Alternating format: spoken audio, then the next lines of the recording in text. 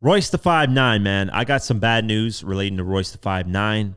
Rolling Stone did an article on Big L's new album and the people that were involved in making the album, and Royce the 5'9" is an executive producer on the album. He had a really interesting role of just making sure things went smooth and putting pieces together.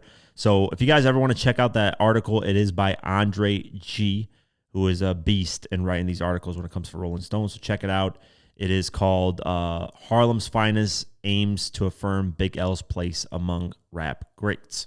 So I will be reviewing Big L's album on the next podcast episode, and I will be going over this a little bit more in detail. But there is an interesting part that caught a lot of people's attention throughout this whole article. One, the thing that caught my attention was obviously Big L's estate had to get a lot of things in order for this album to release. It was in the works for 7 to 8 years. So that is very interesting. There's a lot of stuff that happens behind the scenes that we don't know about, and this really deep dives into that. So that's why the article is very interesting. But the second thing is Royce revealed he had a health problem, and that's prevented him from recording music and from even speaking. So let's go over this. Royce revealed that for the past several years, he's been dealing with a lingual dystonia, a neurological condition where he says there's some kind of interruption in the nerve firing off in my tongue, causing spasms that hindered him from talking and recording music. That's crazy.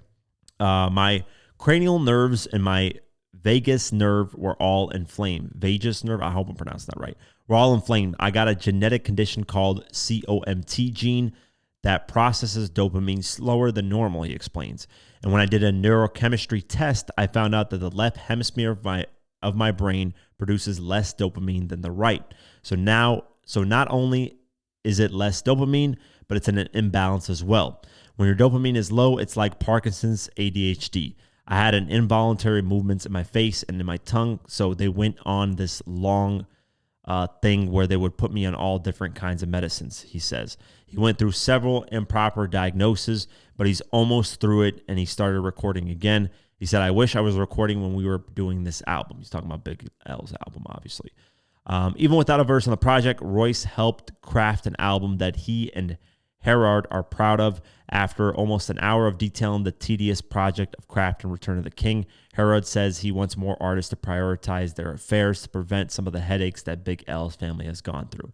He said, I want everybody who's an artist that reads this to get a trust. I want them to get life insurance policies, and I want them to have a will. That's what I want for you, and I love you. So very, very cool.